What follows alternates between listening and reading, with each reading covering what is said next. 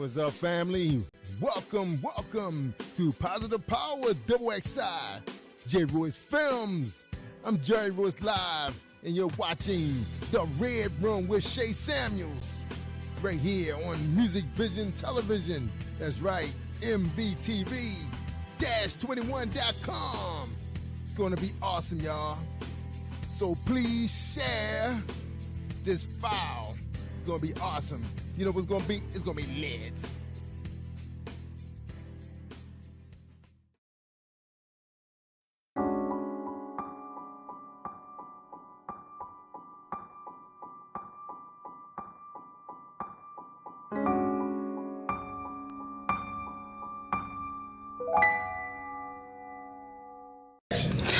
Hello, I'm Dr. Eric Holmes, the author of The Power of the Sea and Soulful Prayers. That is #1 best-selling.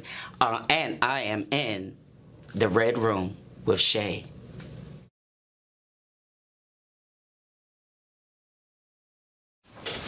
Welcome back to another episode of The Red Room. I am your host, Shay Samuels, and once again, we have an amazing topic and an amazing guest. As always, like I said, it gets better and better and better, and every guest that we have brings something different to the platform, so I'm excited to introduce to you today Mr. David Glover.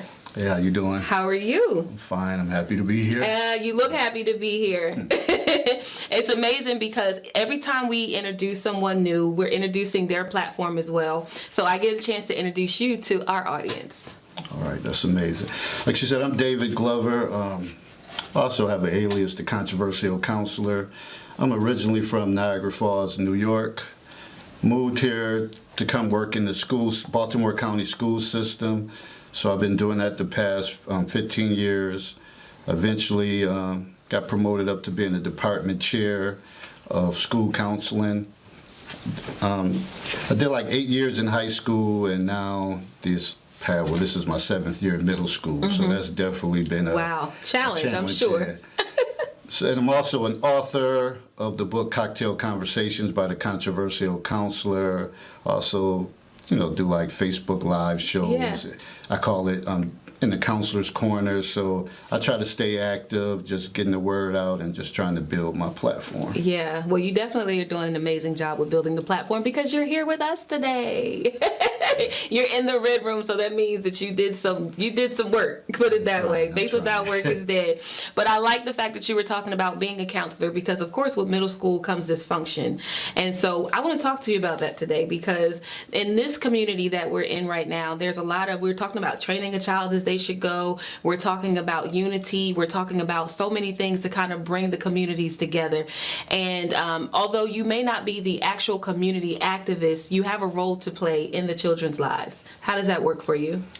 Well, a lot of people say that the counselors, we're like the hub of a school. Mm-hmm. Because no matter what, everybody they come to us for all the we know all the answers pretty much. Yeah. So just the one to try to keep peace with the students, also administration, parents, staff, teachers. So we're like the liaisons. So if everything is good on our end, usually the school is rolling well. Good. And so when you deal with the children, you went from high school to middle school. How different of a transition was that for you? Well, at first, I was middle school was the level that I always said that I didn't want to work with because I've worked in college, did that like 10 years at Bryan and Stratton College in Buffalo, New York. Then I also did 1 year in elementary, and then I did 8 years in high school. Mm-hmm. So I was really trying to avoid middle school, but certain things happened that I had to overcome, and then I got offered a department chair position at Golden Ring Middle, and I said, well, it's time for me to pack my lunch and get ready for middle school kids. And it's been, now I don't even think I would go anywhere else. Wow. They're hilarious. Wow. And they challenge you all the time, and just their thought process, it kind of keeps you going. So I have a funny question. How much of you do you see in the children that you are dealing with now in middle school? Some of it, only like a few, because I was relatively quiet in school, and really I would be quote unquote what they would call a nerd in school. And even some of my like mothers, her friends, their kids, they would say, "Oh, David's a nerd in school. He doesn't talk or do anything," because I was into my books. Now, when I got out in the community, that probably was a different story. When I got with my friends, we would do little things, but in school, it was like I was a whole different person. Right. So how do you encourage the kids in school when they are, being in school, like you said, is one thing, but being in the community is a whole nother thing. And so with the kids not having parents, kids being teased, bullied, there's bullying, a lot of bullying. Kids are dying at school now, being killed at school now because of bullying. So how much of an impact are you having in their lives right now as it pertains to that level of dysfunction? Well, it's on a daily basis, and usually a lot of their problems are stuff that happens in the community, and they bring it into school via social media. Yeah.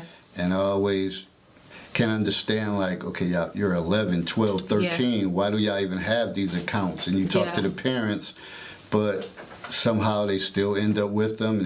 They're addicted, they're hooked, and they won't put the phones down, and they feel like they got to be a part of something, or they feel like they're missing something. So you constantly hear them going back and forth on social media, and it creates a lot of havoc. Yeah. That's the downfall too, because there's so many opportunities for them to get a hold of different things. Whereas before, I don't want to say like in your time, but I'm going to say back in your time, there was none of that. No, not at all. So you didn't have to worry about that. And I tell them stories about that all the time, and they, those kind of stories, I guess they hear them so often from teachers, but so they kind of tune that message out, and they probably hear from their parents as well, and I don't think they can handle social media and everything that's out there. Yeah. So it kind of always leads them into trouble. There's so much out there. I talk about my daughters a lot because I experience a lot through them. In fact, my oldest daughter was the one that actually kind of changed my perspective on this generational gap. I realized that we both were speaking the same language at one point, but it sounded so foreign when we were talking, because she would be talking on one level and I would talk on another. And then it would kind of like one day we just stopped and we listened to one another, and we realized we're saying the same thing. We're saying it from different perspectives, but we are saying the same thing. And my daughter has this thing with generational bondage. There are things that we have been raised on that we've never let go. We take on things from our grandparents and then from our moms, and we never know why we do the things that we do. So from your perspective, I do want to go back for a second though, because you said you didn't even want to do middle school. But it's so like God to actually put you in a place where you're not going to be comfortable, only for you to find out that's where you belong. Yeah, and I guess that's one of the things, you got to be uncomfortable to grow. So that was the challenge that I needed. And now that's what they say the truest form of counseling, because they're at that funny age. Yeah. Some of them, they still want to be babies like they're in elementary, but then some of them are doing way too much for middle school kids, and they want to be older. And I always kind of tell them, like, stay a kid. Y'all rushing into stuff. You really don't want all the issues that adults have. Like, have fun with this, but they're so anxious to be older, and they really don't know what they're going to be faced with. I mean that the reality of it is that we were the same way too. There are times where I realized that, and I had to be older because I had kids at 16 and 17 years old. But I always used to tell my mom, when I get out this house, I would tell her like, when I get out this house, or she would say, I actually moved out because my mom would say, when you're a certain age, you get your own place. And she said it so much that I actually got my own place. And I was 17 years old when I did that. So I was a lot mature for my age. But these kids now, they have to be the moms and the dads in the house. They have younger sisters that they have to raise because mom is either working, and it doesn't always have to be a bad thing. It doesn't have to always be mom's on drugs or dad is an alcoholic or he's on the streets. It could be that mom is a single mother and she's working 2 or 3 jobs to make ends meet. The kid has to come home from school and feed the younger brother or the younger sister to make, to make their, and that they take on a lot more. Yeah, and that's true, and they might not have as much support as we did. I mean, I was just fortunate that we lived right next door to my grandmother. And she was kind of like one of those community police on the porch, and kind of could see and monitor everything. I had the pleasure too. And that was God sent right there, because without her, I don't know, because my father left us. Me and my two brothers and sister left us when I think I was 10. So my grandmother, my grandfather, and my aunts, they kind of chipped in and helped my mother along the way. So without them, who knows what the path I would have traveled. But just because I knew that they supported us and they didn't have to, I knew that I always had to try to do better and be a good example for my siblings. And so you have a certain level of sensitivity towards the children that you work with, because you understand what it's like to have it, but for them not to. If you can't imagine it, then it's almost like I had it. And it was very kind of scarce for us, so I can only imagine you living in that. When we come back, I want to talk about overcoming, because there clearly has to be some things that you are overcoming at one point. So we're going to take a music break, and when we come back, we're going to talk about the overcoming of Mr. David Glover. We're going to talk about that book also, because there's some key points in there that we want you guys to take note of. So we'll be right back after this music break. I'll praise your name, your blood it covers me. I live to worship you, your name it is so sweet. I'll always follow you, your spirit lives in me. I'll praise your name, the name that covers me. I'll praise your name. The name that said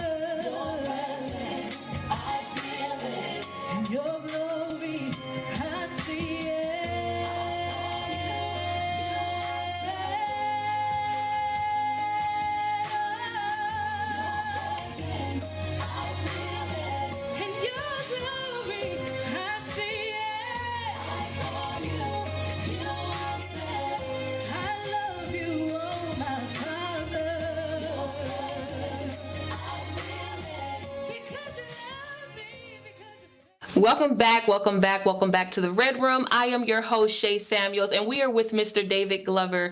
We are going to be talking about dysfunction in the community. We're actually on the other side. I hope that you enjoyed that music break, but we're on the other side. We're on the side of overcoming. We've talked a lot about the dysfunction. We talked about the children, that he's working with, children in the community. We're talking about unity and the importance of just helping. You had the privilege of having your grandmother and your aunt and others helping your mom as you grew older, and not having a father in the home. And we know that there are a lot of children right now who are growing up either without the mother or without the father. I have a nephew who's being raised by my grandmother, and there's a lot of people who are being raised by the grandmothers. I send out a lot of prayers to the grandmothers. Why? Because they're having to raise children in a generation that they themselves are not aware of. Mm-hmm. Yeah, and I think that's tough, especially in this generation, because I see it more often that the grandmother is the guardian, and they're older, and just like I said, the social media piece and things like that they don't clearly understand. And these kids are smart; they just take advantage, and then the way some of them may speak to their grandmother. So a lot of times I have to get on the kids right in front of their grandmother, like, listen, who are you talking to like that? And kind of put them in their place. Because, then once the grandmother leave, I kind of tell them, how fortunate you is to have someone that's stepping up, and that's the way you're treating her. So they usually respond to it, at least for that moment. For that moment, and then you have to keep talking to them again and again and again and again. My daughter's 24 years old, and honestly, I go through so much with her. But like I said, she's the one that's teaching me about the overcoming. There's a lot that I had to learn from her, but I had to listen. I think as adults, a part of the dysfunction that the kids are experiencing, a lot of it is because we're not listening. We know what we know because we've encountered certain things. We've experienced our own lives, our own obstacles, and we put that on them, and they don't feel like we understand them. Our generations are so far apart. I remember in my generation, stonewashed jeans coming out. My mom was still trying to put bell bottoms on me.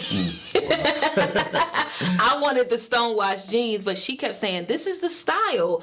And unfortunately, that wasn't the style then. It came back eventually. You see kids wearing bell bottoms now. But we're at this point now where we're kind of at the kids' mercy. Why? Because they have the answers. We're just not listening. Yeah. And if they can, with the internet and social media, they have means to find the answer where we didn't have it. And I would go to my grandmother's house and look in the encyclopedia, but that was boring. But they have it right there in their hands. So I always tell them, y'all have a lot of knowledge right in front of you. But at the same time, sometimes I think they have too much in front of them that they don't always do a good job with. But let's talk about that, though, because even with the knowledge that they do have, and we understand that there's so much knowledge out there, that would challenge us as adults to actually go out and get the same knowledge. Think about basketball. If you have a basketball team, the opponent on the other side, you're going to study your opponent. Boxing, you study your opponent. Football, you study the opponent. And so if the children are out there and we know they have that much information, why aren't we going out to seek the same level of information? I know for me, I used to listen to rap not because I liked it, but because I wanted to hear what my children were listening to. There were actions behind the music that actually helped me understand why they were acting the way they were acting. And it's funny that you say rap, because I remember going to a conference in New Orleans years ago, and this one speaker said, if you don't know hip hop, if you don't understand hip hop, you will not have no relationship with children at this point. And it was so true, because just listening to their slang, their lingo, if you don't. And a lot of times there's some teachers come up, well, they said this, I don't know what that means. And I kind of just chuckle, and you have to explain, this is what they're saying. And then even sometimes the kids are explaining to teachers and stuff like what they mean by something. So you got to be informed, and you can't kind of tune it out and say, well, that's our generation. We did something differently. You can't do that. They're here, and Yeah. we gotta deal with it. You gotta adjust. And then what we put on them is the title or the stigma of the lost generation. And they're not really lost. If anything, if you really paid attention to how smart they are, the knowledge that they have with social media, for a lot of our businesses, they can help overcome some of the challenges that we have with marketing and promoting. So instead of allowing them to just be on social media to play games or to whatever, we can teach them business opportunities, how to market, how to advertise, and that's how you build the relationship. Ultimately, that's how you build relationships. And so I'm going to challenge parents out there. I don't care who you are, grandmother, teachers.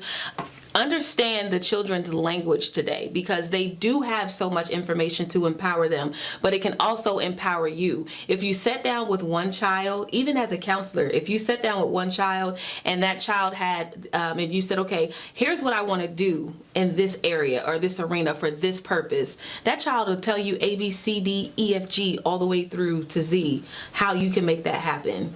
Well, that's true. There's times that I might struggle with technology, and if I have a kid, and they, they kind of like, get out the way, Mr. Glover. This is what you need to do. You're missing this chord, and this is the reason why it's not working. Yeah. And I'm sitting there amazed, and I'm like, what if you just use that energy just how you showed me in classroom? And then they may say something, well, that's boring, but this is stuff I like. Yeah. But then I have to try to put all the pieces together and tell them how this is going to help them be well-rounded. Yeah. So it's always teachable moments. Yeah. And do you think that it's too much work, though, for us as parents and us as adults? We have so many things to do in our busy day lives that we just kind of overlook it, but we also want to complain about it, too. No, because I think sometimes if we wait too late, stuff hit the fan, and then we're trying to do damage control when it's too late, when we could have, if you just would have took the time from the beginning to kind of work through something, you might not go through some of the things that happen. So talk to me about some of the things that you had to encounter when you were growing up.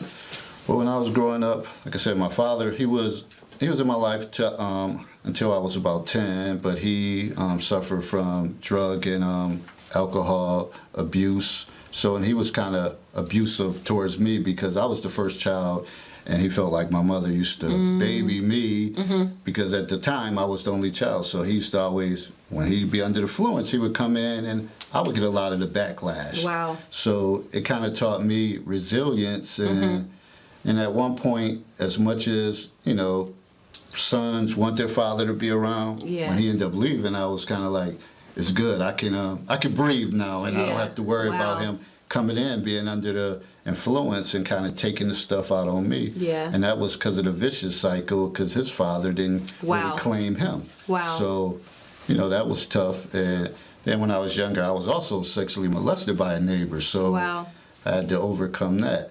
And that was one of the things that I never wanted to see any other children hurt. So I kind of took on the role in the neighborhood that I got your back. I don't care. It could be me and you against 10 other people. Yeah. I'm not going to tolerate bullying. So I think it all led me to end up being a counselor. And that was just, keeping my faith and staying grounded and like having, my private thoughts and prayers, like, because it was tough times like during the day and stuff like that, I'm busy. You don't think about it. But when you lay down, you think about all the stuff that's going on. There's a lot of times I would cry myself to sleep, but I knew when I got up that morning, I would have to keep it moving, and I can make a difference in someone else's life. Yeah, and I like that you took that. You said that you said something in the beginning, from pain to perseverance. Yes. And so you went from pain, and you understand what pain is. So talk to us about the perseverance.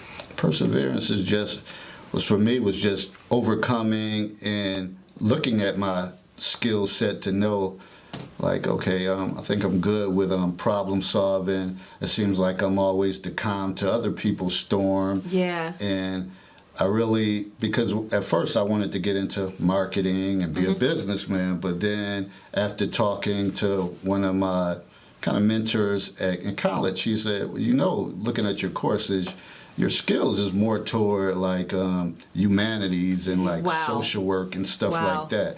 So he set it up that I had a peer counseling job. And from that point on, when I graduated from college, I ended up being a social worker. And I've pretty much done it all as far as the human service field. Wow. Drug and alcohol rehabs, psychiatric, adolescent and adult units. All training. All different All stuff, training. whatever. So how does that, in short, lead to the book? Give us some bullet points in that 1 minute that we have. Give us some bullet points on just the book.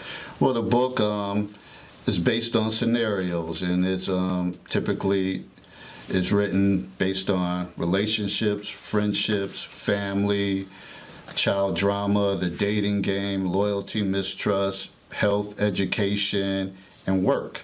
So I compiled a lot of different scenarios over the years that may happen. I changed it a little bit to embellish it and to kind of protect the innocent, because some scenarios is from my family. They don't even know it. They don't even know it, but I kind of used them. I posted these scenarios on social media.